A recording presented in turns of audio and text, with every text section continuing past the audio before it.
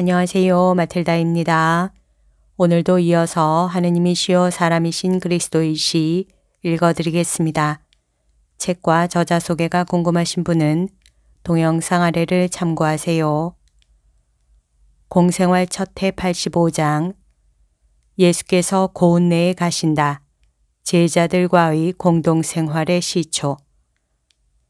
이 낮고 촌스러운 작은 집을 베타니아의 집과 비교하려고 한다면 라자로가 말하는 것과 같이 양의 우리이다. 그러나 도라의 농부들의 집들과 비교하면 꽤 훌륭한 집이다. 튼튼하게 지은 매우 낮고 매우 넓은 집인데 부엌이 하나 있다. 즉 연기에 잔뜩 그을은 방에 난로가 하나 있는 것이다. 그 방에는 탁자 하나와 의자들과 항아리들 그리고 큰 접시들과 잔들이 놓여있는 투박한 접시 세우개가 있다. 다듬지 않은 나무로 만든 문이 출입구 노릇을 하고 빛도 들어가게 한다. 그리고 문이 있는 같은 벽에 다른 문이 셋이 있는데 그 문들은 길고 좁고 벽을 회로 희게 바른 세 개의 큰 방으로 통하는 것이다. 그 방들의 바닥은 부엌과 마찬가지로 흙을 다져서 만든 것이다. 그중 두 방에는 지금 침대들이 있다. 작은 공동 침실과 같다. 벽에 갈고리 못이 많이 박혀 있는 것을 보면 거기에다 연장들을 걸었던 것을 알 수 있고 어쩌면 농산물을 담은 자루들을 걸어 놓았던 것임을 알 수 있다. 이제는 그 갈고리 못들이 옷걸이 노릇을 하고 쌍갈래 배낭을 걸어 놓기도 한다. 셋째 방은 비어 있다. 여기는 방이라기보다는 차라리 복도이다. 길이와 너비가 균형이 잡히지 않았기 때문이다. 이 방에는 구유와 벽에 고리가 여러 개 있는 것으로 보아 짐승들을 수용하는 데 쓰였던 것 같다. 이 방에는 편자 박은 발굽으로 다져진 땅에 저 독특한 구멍들이 있다. 지금은 아무것도 없다. 밖에는 이 마지막 방 근처에 촌스러운 넓은 회랑이 있다. 이 회랑에는 섭다발과 슬레이트를 얹은 지붕이 덮여 있고 대강 네모나게 자른 통나무들에 의지해 있다. 이 회랑이라는 것은 세 쪽이 환히 튀어 있으므로 차양이라고 하겠다. 두 쪽으로 10m쯤 되고 한쪽은 더 좁아서 기껏해야 5m쯤 될 것이다. 여름에는 남쪽으로 향한 쪽 두 통나무 사이로 포도나무가 가지를 뻗을 것 같다. 지금은 잎들이 떨어져서 가지들만 앙상하게 보인다. 역시 잎이 떨어진 굉장히 큰 무화과 나무가 한 그루 있는데 여름에는 짐승들에게 물을 먹이기 위하여 마련해 놓은 마당 한가운데에 물 마시는 곳에 그늘을 만들어 준 것이다. 옆구리에는 지면과 가지런하게 불완전한 우물, 아니 차라리 구멍이 하나 있는데 판판한 흰 돌들을 둥그렇게 둘러친 것으로 겨우 표가 난다. 이것이 고운내라고 불리는 곳에 있는 예수와 제자들이 사는 집이다. 밭들도 있다. 풀밭과 포도나무들이 집을 둘러싸고 있고 30m쯤에는 밭 가운데 다른 집이 하나 있는데 이 집에는 없는 옥상 정원이 있기 때문에 더 아름답다. 이 다른 집 저편으로는 올리브 나무와 다른 나무로 이루어진 작은 숲들이 있는데 덜어는 잎이 떨어지고 어떤 나무들에는 잎이 남아있어 시야를 막는다. 베드로는 그의 동생과 요한과 같이 마당과 방들을 쓸고 침대를 정리하고 물을 깃고 하느라고 부지런히 일한다. 그러나 베드로는 우물 둘레에서 두레박줄을 가다듬고 튼튼하게 하여 물을 깃기에 더 실용적이고 편리하게 하느라고 소란을 피우기도 한다. 한편 예수의 사촌들은 망치와 줄을 들고 문과 덧문을 손질하고 제베데오의 야고보는 변기창의 일꾼 모양으로 톱과 도끼로 일해서 그들을 돕는다. 부엌에서는 토마가 분주히 움직이고 어떻게나 불과 불꽃을 조절할 줄 알고 미남 유다가 이웃 마을에서 가져온 야채를 빨리 다듬을 줄을 아는지 꼭 직업적인 요리사 같다. 유다가 그 마을에서는 이 주일에 2번만 빵을 만드는데 그날은 빵이 없다고 설명하는 것을 보면 그 마을은 별로 큰 마을이 아니라는 것을 알 수 있다. 베드로는 그의 말을 듣고 이렇게 말한다. 우리 푸아스를 불에 올려놓아 만들기로 하세. 거기 밀가루가 있으니 빨리 옷을 벗고 반죽을 하게. 굽는 건 내가 맡을 테니까. 난 어떻게 하는지 알거든. 나는 가룟 사람이 샤스 바람으로 밀가루를 적시면서 밀가루를 흠뻑 뒤집어 쓰는 것을 보고 웃음을 참을 수가 없다. 예수께서는 안 계시다. 그리고 시몬과 바르톨로메오와 마테오와 필립보도 없다. 오늘이 제일 힘든 날이야 하고 투덜거리는 유다에게 베드로가 대답한다. 그렇지만 내일은 나을 거야. 그리고 봄에는 아주 좋을 걸세. 봄에는 아니 그럼 줄곧 여기 있을 건가? 하고 유다가 깜짝 놀라서 말한다. 왜 안 되나? 여긴 집이 아닌가? 비가 오면 비를 피할 수 있지. 먹을 물이 있지. 뗄감도 없지 않겠다. 자넨 뭘 더 바라는 건가? 나는 여기가 아주 좋은데. 그리고 또 바리사이파 사람들과 같은 부류의 다른 사람들의 고약한 냄새도 나지 않고. 형, 그물을 거들어가. 하고 안드레아가 말하면서 베드로와 가룟 사람 사이에 말다툼이 벌어지기 전에 베드로를 밖으로 데리고 간다. 저 사람은 날 보기 싫어한단 말이야. 하고 유다가 외친다. 아니야, 자네가 그렇게 말할 수는 없어. 저 사람은 누구하고도 그러니까. 하지만 좋은 사람이야. 자네가 늘 불만이지. 하고 반대로 항상 기분이 좋은 토마가 대답한다. 그건 내가 다른 것을 생각했기 때문이야. 내 사촌은 자네가 다른 것을 찾아가는 것을 막지 않아. 하고 알페오의 야고보가 태연히 말한다. 나는 우리 모두가 그를 따르면서 다른 것을 상상하고 있었다고 생각해. 그렇지만 이것은 우리가 목에 힘을 주고 대단히 교만하기 때문이야. 선생님은 당신을 따르는 것이 위험하고 고생스럽다는 것을 우리에게 숨긴 적은 결코 없었어. 유다는 입속으로 무엇인지 투덜거린다. 이번에는 유다 타데오가 대답한다. 그는 부엌에 까치발 달린 탁자를 가지고 조그마한 벽장을 만들려고 열심히 일하고 있다.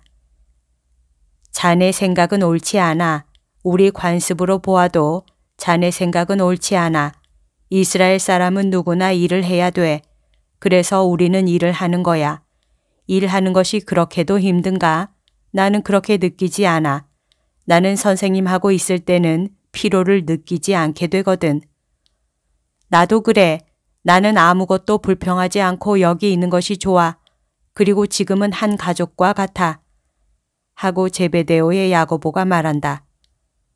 우리는 여기서 경탄할 만한 일을 할 참이로구먼. 하고 가이리옷의 유다가 빈정거리는 투로 비평한다. 그런데 결국 자네는 뭘 희망하는 거야? 하고 타데오가 분노를 터뜨리면서 말한다. 호사방탕한 폭군의 궁중을 희망하는 건가? 나는 우리 사촌이 하는 일을 비난하는 것을 그대로 둘 수가 없어. 알았어? 동생, 입 다물어. 하고 알페오의 야고보가 말한다. 예수님은 이런 말다툼을 원치 않아. 말은 할 수 있는 대로 적게 하고 행동은 할 수 있는 대로 많이 하자. 이것이 모두에게 훨씬 나을 거야. 더구나 선생님도 마음을 변하게 하는 일은 성공 못 하시는데 너는 너의 말로 그렇게 하기를 바랄 수 있니? 변하게 할 수 없는 마음은 내 마음이란 말이지. 하고 가룟 사람이 도전적으로 말한다. 그러나 야고보는 대답하지 않는다. 그뿐 아니라 이 사이에 못을 하나 물고 널빤지에 못을 어떻게 힘주어 박는지 그 소음 때문에 유다의 투덜거리는 소리가 들리지 않는다. 얼마쯤 시간이 지난 다음에 이사학과 안드레아가 같이 온다. 이사학은 달걀 여러 개와 따끈따끈한 둥근 빵 한 바구니를 가져오고 안드레아는 통발에 들어있는 물고기들을 가지고 온다. 자, 하고 이사학이 말한다. 이건 지배인이 보내는 것입니다. 부족한 것이 없나 물어오래요. 여기에 대한 명령을 받았답니다. 우리가 굶어 죽지 않으리라는 걸 알겠지? 하고 토마가 가룟 사람에게 말한다. 그리고 이렇게 덧붙인다. 안드레아, 고기를 나에게 주게. 잘생겼다. 그렇지만 이걸 어떻게 손질하지? 여기에 대해선 어떻게 하는지 모르겠는데. 그건 내가 알고 있어. 하고 안드레아가 말한다. 난 어부니까. 그러면서 한 구석에서 아직 살아있는 물고기들의 내장을 뽑기 시작한다. 선생님이 오시는 중입니다. 선생님은 마을과 들판을 한 바퀴 도셨어요. 두고 보세요. 곧 이리로 오실 테니. 선생님은 벌써 눈 나쁜 사람을 고쳐주셨어요. 그리고 제가 벌써 이 시골 여기저기를 돌아다녔기 때문에 사람들이 벌써 알고 있어요. 그야 물론이지. 나는 그저 목자들만이. 우리는 적어도 나는 조용한 생활을 벌이고 이것저것을 했지만 그것은 문제도 되지 않는단 말이야. 이사학은 놀라서 가룟 사람을 바라본다. 그러나 초연하게 대답하는 것을 삼간다. 다른 사람들도 말이 없다. 그러나 속은 부글부글 끓는다. 너희 모두에게 평화가 있기를. 예수께서는 즐겁게 미소 지으시며 문지방에 나타나셨다. 예수께서 오신 다음부터는 태양이 빛나는 것 같다. 여보게들 모두 일을 하고 있구나. 사촌, 내가 도와줄까? 아닙니다. 쉬세요. 다 끝났습니다. 우리는 음식을 잔뜩 가져왔다. 모두들 주려고 했다. 모든 사람이 소박한 사람들과 같은 마음을 가졌으면 하고 예수께서는 약간 서글프게 말씀하신다. 아이고 선생님께서 하느님께서 선생님께 축복하시기 바랍니다. 베드로가 나무단을 메고 들어오면서 나무단을 내려놓지 않은 채 이렇게 예수께 인사한다. 주께서 내게도 축복하시기를. 베드로야, 일들 많이 했구나. 이후에 자유로운 시간에는 일을 더 할 것입니다. 우리는 별장을 가지고 있으니 이것을 에덴 동산으로 만들어야 합니다. 그동안 저는 밤에 우물이 어디 있는지 볼 수 있게 그리고 물병을 내려 보내면서 확실히 잃지 않게 하려고 우물을 정리했습니다.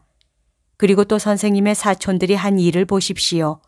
한 군데에서 오래 사는 데 필요한 모든 것을 다 했습니다. 저는 어부라 그렇게 할 수 없었을 것입니다. 저 사람들 정말 선량합니다. 그리고 토마도요. 토마는 헤로데의 궁궐에 주방장 노릇도 할 수 있을 것입니다. 유다도 선량합니다. 기막힌 푸아스를 만들었습니다. 그런데 소용이 없습니다. 빵이 있으니까요. 하고 유다가 기분이 언짢게 대답한다. 베드로는 그를 바라본다. 그래서 나는 신랄한 대답을 기대하였었다. 그러나 베드로는 머리를 흔들고 뜨거운 재를 정리하더니 그 위에 푸아스들을 펴놓는다. 모든 준비가 끝나갑니다. 하고 토마가 웃으며 말한다. 오늘 말씀을 하실 것입니까? 하고 제베데오의 야고보가 묻는다. 그렇다. 12시와 3시 사이에 말하겠다. 내 동료들이 그렇게 말하였다. 그러니 지체하지 말고 식사를 하자. 시간이 조금 더 지나고 나서 요한이 식탁에 빵을 놓고 의자들을 준비하고 잔과 항아리들을 가져온다. 토마는 익힌 야채와 구운 생선을 가져온다. 예수께서는 한가운데 계신데 음식을 바치시고 축복을 하신다. 그리고 나누어 주시니 모두 맛있게 먹는다. 그들이 아직 식사를 하고 있는 중인데 마당 안으로 사람들이 들어온다. 베드로가 일어나서 문으로 간다. 무슨 일입니까? 선생님이요, 여기서 말씀하시지 않습니까? 말씀하실 것입니다. 그러나 지금은 식사를 하고 계십니다. 선생님도 사람이시니까요. 저 아래 가서 앉아 기다리세요. 작은 집단은 촌스러운 헛간 아래로 간다.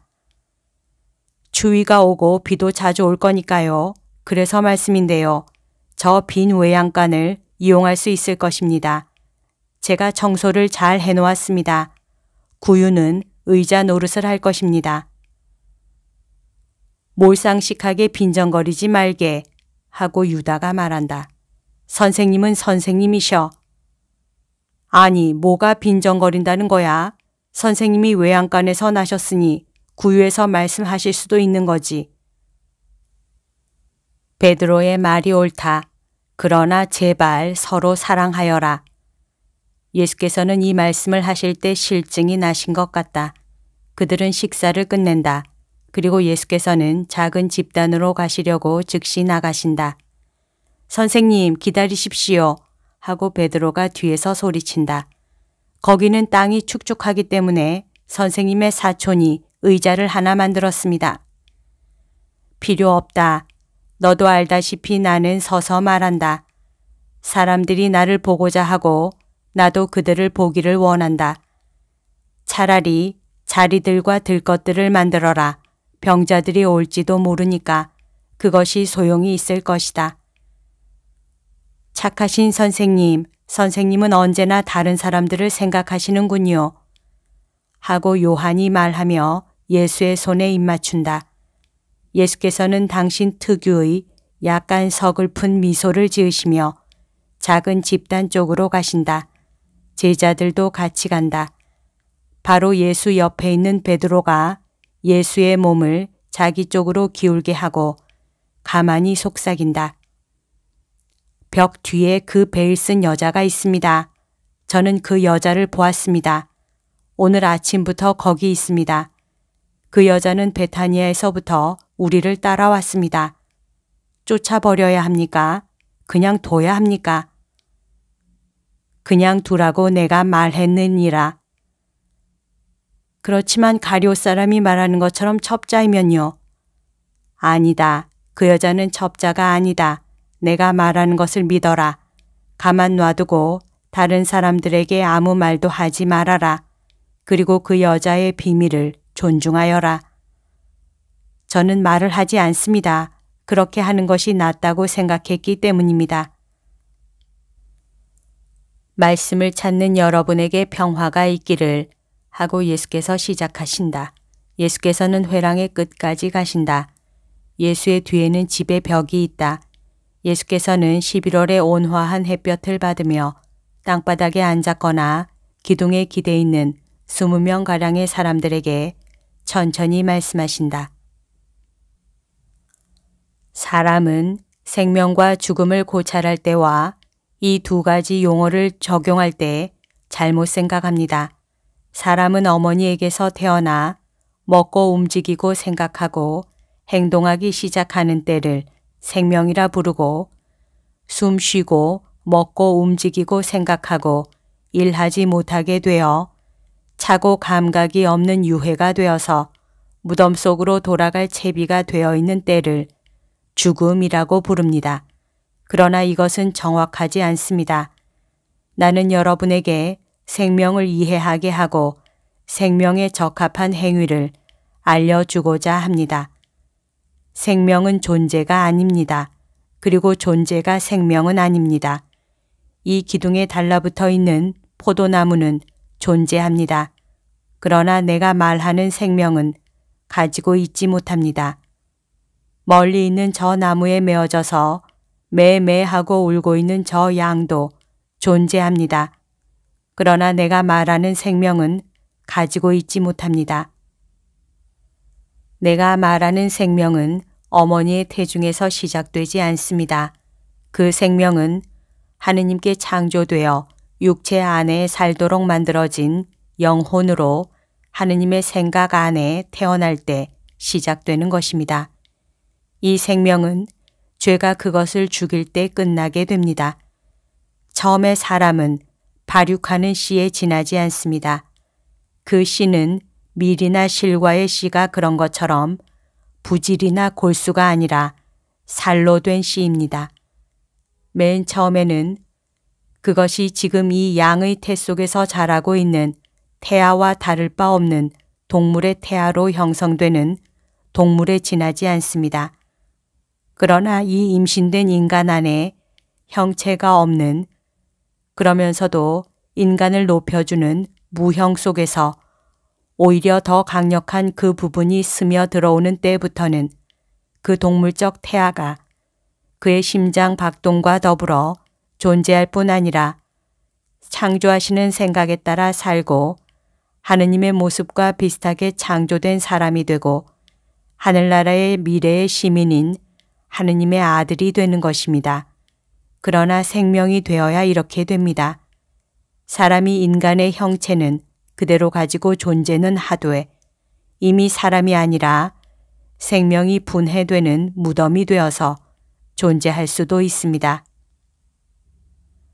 그렇기 때문에 생명은 존재와 더불어 시작되지 않고 육체와 동시에 나타나지 않는다고 말한 것입니다. 생명은 태어나기 전에 시작됩니다. 그런 다음 생명은 끝이 없습니다. 영혼은 죽지 않기 때문입니다. 즉, 없어지지 않기 때문입니다.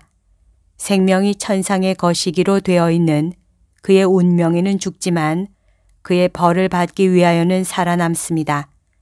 생명은 은총에 죽을 때 이미 축복받은 운명에 죽습니다.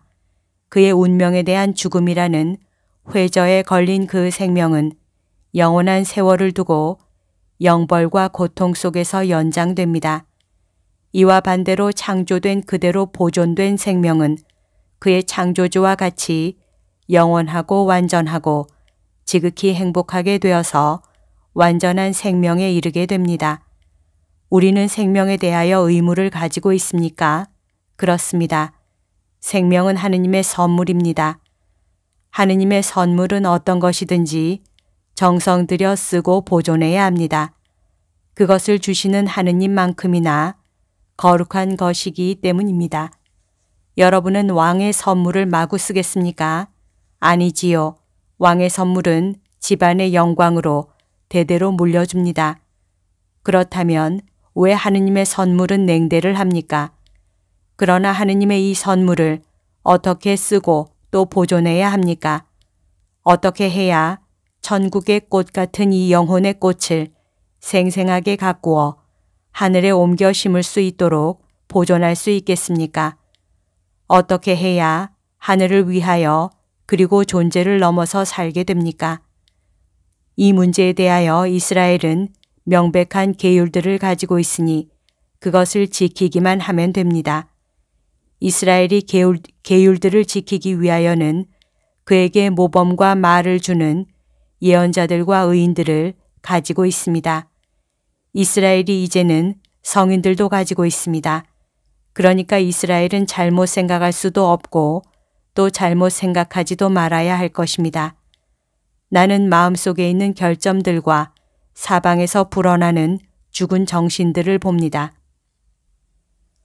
그러므로 나는 여러분에게 말합니다. 회개하고 여러분의 영혼의 문을 열고 말씀을 받아들이시오. 변함없는 율법을 지키고 여러분 안에서 쇠약해져서 지쳐 빠진 생명을 튼튼하게 하시오.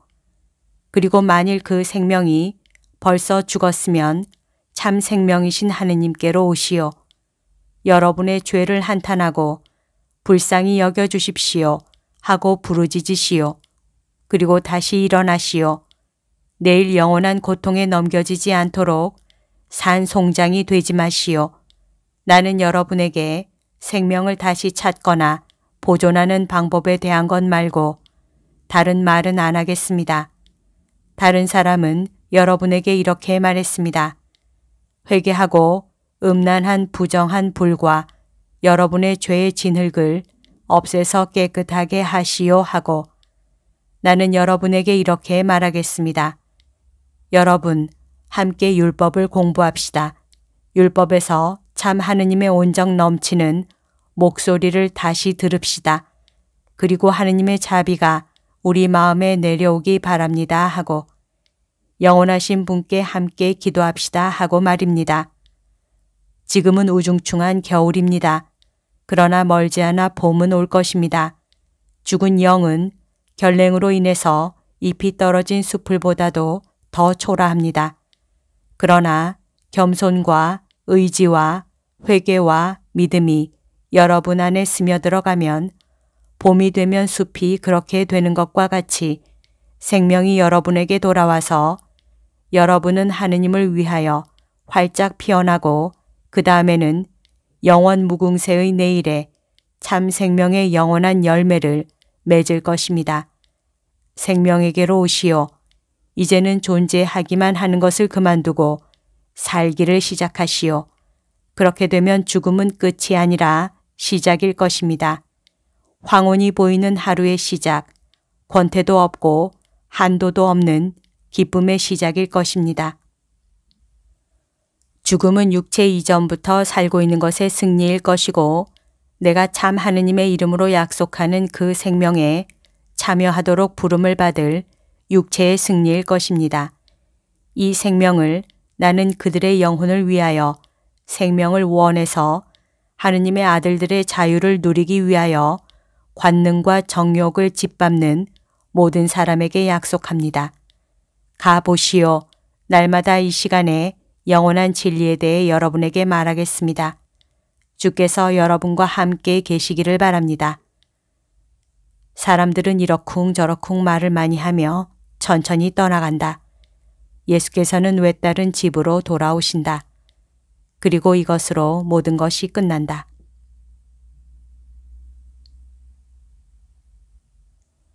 여기까지가 오늘 들려드릴 내용입니다.